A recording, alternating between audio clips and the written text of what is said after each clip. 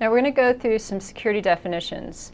And this is a part that a lot of people think is simplistic and kind of boring, but what's a class without definitions?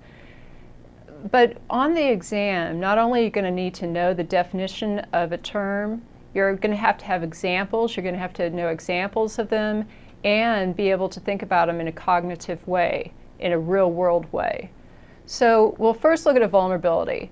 A vulnerability is a lack of a countermeasure or some type of a weakness. Then there's a threat. Now the threat is that something or somebody is going to find out about that vulnerability and exploit it. That's what the threat is. Now risk, a lot of people don't have down the definition of risk. Risk is the business impact and the probability of that vulnerability being exploited.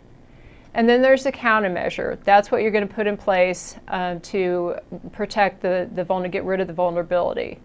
And then there's exposure. Exposure means you have a vulnerability. It's there. You're exposed to, maybe you don't have antivirus in place. You're exposed to an infection. Now, there's actually a lot of types of vulnerabilities, and you need to think outside of the box, or you need to broaden your horizon on the types of vulnerabilities that are within your environment. When we talk about vulnerabilities, unfortunately, a lot of people think about open ports on a firewall. Well, that is a vulnerability. But what about your people who aren't trained on how to properly configure things? Or your people maybe answering the phones aren't properly trained about social engineering? Or you're not watching your physical security. These are all vulnerabilities, and this is what's difficult about information security, is thinking about all the bad things that could take place. Now here are some examples of vulnerabilities that a lot of people don't think about. The first one I put up is it's a lack of understanding. Our environment, our industry as a whole, we are continually learning more. We're maturing. This is a very immature industry, and because of our immaturity, because of our lack of knowledge, this is why a lot of attacks and a lot of bad things could take place. So that's one thing, education, understanding what the bad guys are going to do and how to make sure they're not going to do it to you. There's another one that's called authorization creep, which is all over the place. Authorization creep means that somebody has too much access. Let's say I started a company, I'm a clerk. And I'm given rights and permissions and such, and then I get promoted and now I'm a manager. Then I get other rights and permissions added on instead of subtracted.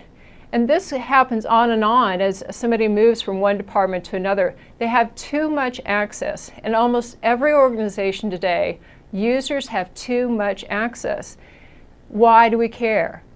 Well, the reason is because now this allows that user to carry out mistakes.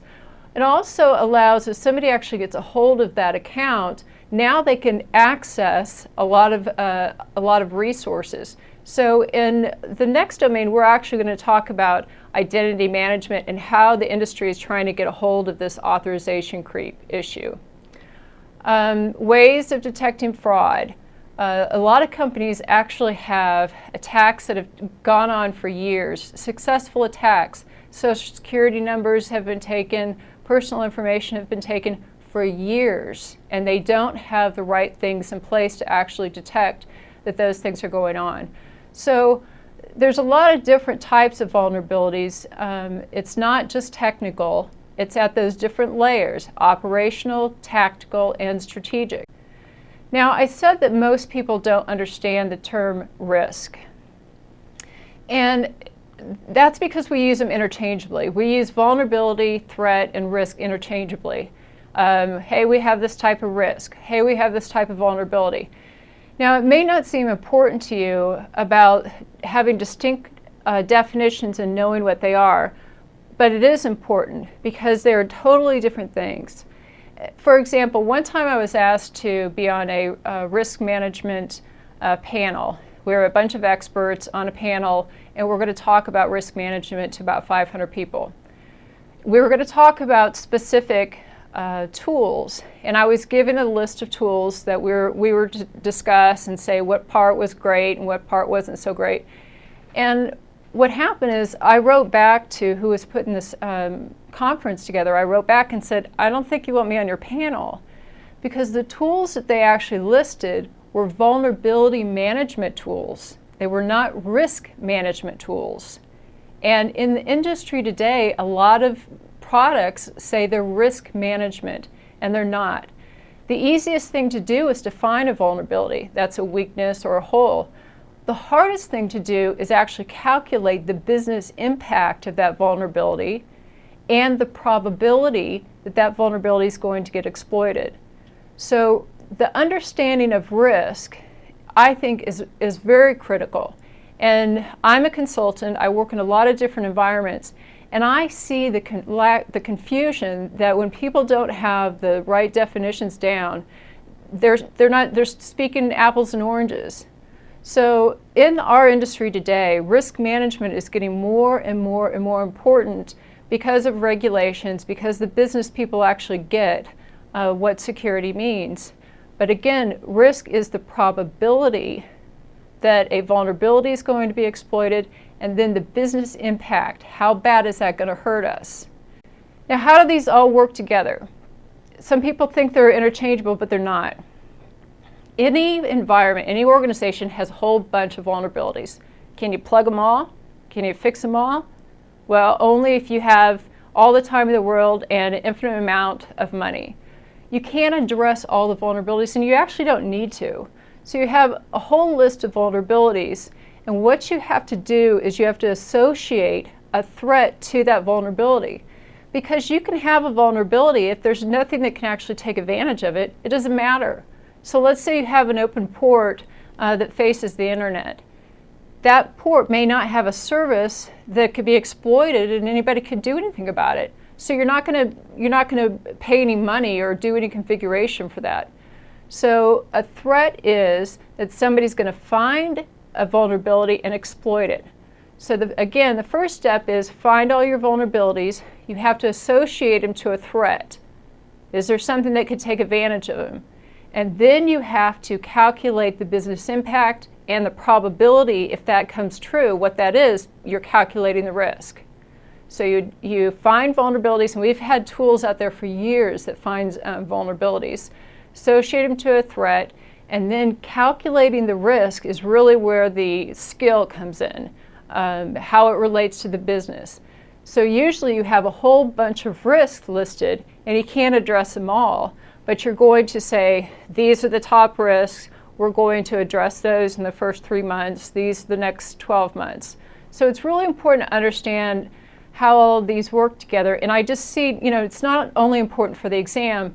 I'm in the industry, I see the confusion between these things where people don't think definitions are important, but it's actually not the definition, it's the concept and what is the right tool for the right issue. Now, we've talked about the definition of vulnerability, threat, and risk, but where does risk lie? Who's actually responsible for it? That's very important. Who's responsible for it? Who's responsible to ensure that risk is properly mitigated? Now, in the past, security was all in IT. IT understood that the company needed to be protected, but they knew technical security. And they knew that the company needed to spend more money to protect itself. But the business people and senior management didn't get it. They didn't want to hear about it.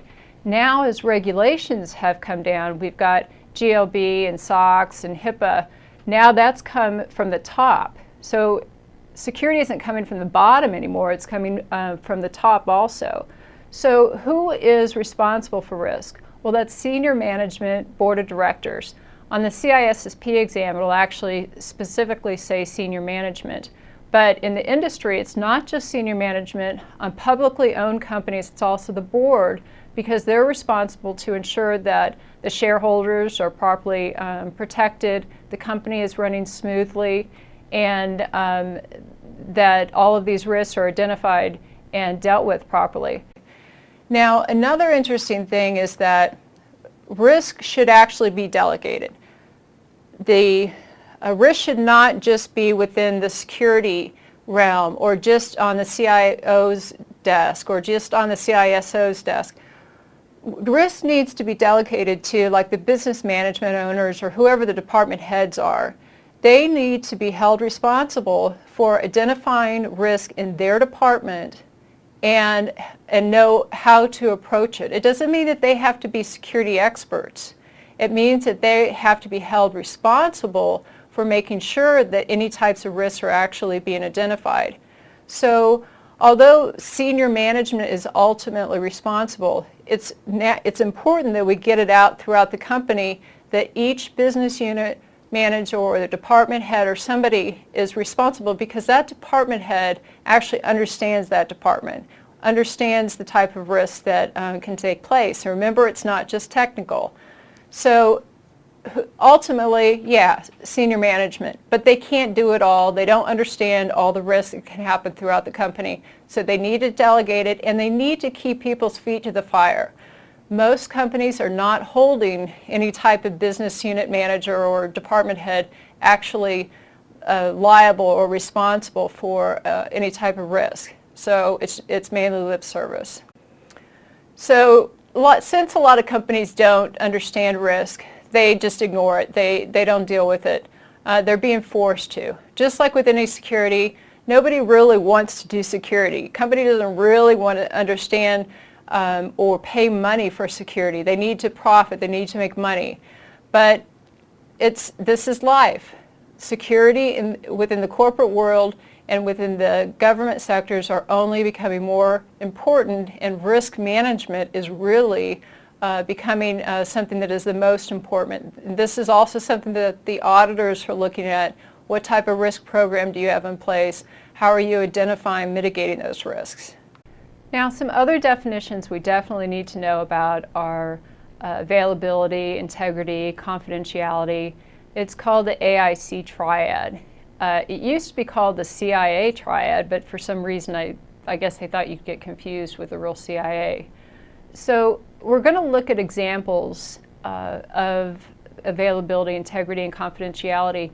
But the main concept here is that every single type of countermeasure that we put in place is going to provide one of these services. It's going to provide some type of integrity. It's going to provide some type of confidentiality.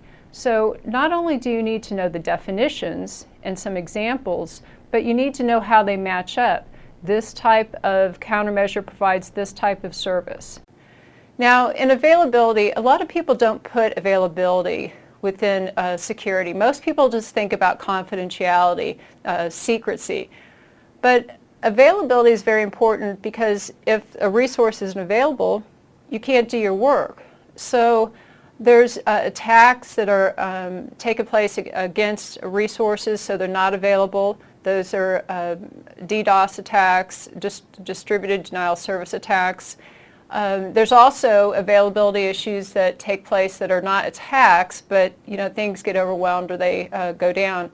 So mainly in operations, that domain, we're going to look at the different types of technologies that provide availability, which is redundancy, fault tolerance, those types of things. Now, integrity also falls under this triad. And integrity, a lot of people think it's just the integrity about data. And that's true. The data needs to have its integrity when it's being held on a server, when it's going from one place to the other. We need to make sure that it's not been modified by somebody, or even when it's been corrupted. But in reality, it's not just the data that we need to worry about the integrity. What about the integrity of the environment? What about the actual systems themselves, the integrity of them systems? Do you want people to just install patches as they see fit without actually testing them? If that happens, the integrity of the environment is horrible. You don't have your configuration management in place. So it's not just about data. You need to think about the system, the application, the software, the environment, that things aren't changing in an uncontrollable manner so that integrity is compromised. Now, confidentiality is pretty simple, at least conceptually. This is what people usually think about when they think about security. So we want to make sure that whatever somebody's not supposed to have access to, they don't have access to. And we're going to go through in each one of these domains, we're going to have some type of control that is going to provide confidentiality, access control, encryption, a lot of different things, because usually the goal is to protect your data. Data today is the gold of the organization. That's usually what needs to be protected the most. So not only do you have to know the definition of confidentiality, but examples of what provides confidentiality. Now, one thing that a lot of people may know about is shoulder surfing. Shoulder surfing is when somebody's looking over your shoulder and they see some type of sensitive information they're not supposed to. That's why when you type in your password, you have those X's that come up, so nobody can look over your shoulder and see those passwords. So that's shoulder surfing, where somebody's looking over and seeing something they're not supposed to. But that's not the whole thing. You've got to think outside, bigger within the environment. What about the people who work with the backup tapes? Do they have the actual access level to be able to access that data on the backups? Maybe not. Maybe there's sensitive data that they shouldn't have access to. When I was in the information warfare unit, everybody had to have a top secret clearance, even the janitors, because the janitors have keys to everything, and they're usually around when nobody else is around, so they had access to top secret information. And what about the people who are doing surveillance? Let's say in a room you have a camera that's surveilling the environment. Well, if you are in an environment that has top secret or even secret information that's being worked on a computer, then that camera can capture what's on those screens. Whoever's doing the surveilling and whoever's maintaining those tapes, do they have the actual clearance? Should they be accessing this type of information? So shoulder surfing, that's simple, where it's looking over your shoulder. But you need to think about, if you actually have sensitive information, who else could be looking at it? Another thing is the area. Do you have it just sitting out? It's not just digital information that we have to protect. It could be in even paper format. Now, social engineering is very interesting. It's not an attack, a technical attack. It's attack against people. Social engineering is skillful lying to get whatever it is you're after. So there's a lot of different ways to do social engineering. You're basically trying to convince somebody else that you have authorization to a system or some type of data that you don't have the authorization for. So somebody can come in and be dressed as a repairman and get past the front desk and get to where they want to go. A lot of social engineering happens over the phone, where somebody calls and says, hey, I'm the administrator. We're having a hard time right now with the systems. We're going to reboot them. I need you to change your password to password. So somebody says, this is the administrator. I'll do what I'm told. They change their password to password. Now the bad guy has their credential set. And social engineering is one thing that the corporate environment doesn't think about as much. The military and the government think about it more, and they do a lot of assessments that include social engineering attacks. In the corporate world, it's usually just about the technical issues and the policies and such. But people are the weakest link. They're the ones who are going to give out sensitive information. It's actually easier to do social engineering and get information from people than ever trying to go through a firewall or hack a system. It's always easier to go through people. And the assessments that are done, like in the government, you pick out people who would have some information, like the commander's secretary or a pilot or somebody that you pick them out. And you meet them not at the job, but maybe you meet them at a bar, or you meet them somewhere else, playing racquetball or something, and you see what little tidbits you can actually get out of them. Because if an attacker is serious about attacking a specific target, what they're going to do is gather as much information about that target before they attack. and that's called footprinting. There's an amazing amount of information in the public sector that can be learned about a corporate environment. You go through the ARIN database for all the IPs that a company has. You go through a WHOIS database for all the domains that a company owns. You look at, let's say somebody has a job opening. In their job description that they need somebody to fill, they'll list the actual type of technology that they have, the type of firewalls, the type of intrusion detection. They'll say, we need people with this type of experience. Now you've just told people what you're actually using in security. And another big way that attackers are getting information is in chat rooms. We have chat rooms and forums for everything. And we have forums where people will help each other out. So let's say I have Sidewinder firewall, and there's a question I have about configuration. So I'll go to a forum and I'll say, hey, we have this type of firewall, I don't know what to do, can anybody help me? Now there can be an attacker in there specifically to find out who doesn't know what they're doing. And if they could figure out what company it is, which is easy to do, they'll know that that firewall is not configured properly. So social engineering, there's a lot of different ways for data to be leaked out, and this is one thing that is not looked at within the corporate world. You need to test your people to know what they're supposed to say and what they're not supposed to say, and you need to educate them on this.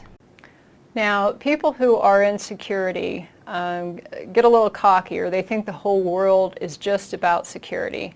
I fall into it sometimes myself. I see other people, my peers, that fall into it. But you need to remember that business people, and they just have their own jobs. Security isn't their life.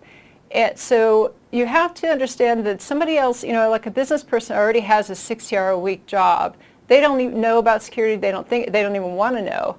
So sometimes security people get a little full of themselves, and they know so much about what somebody should and shouldn't be doing.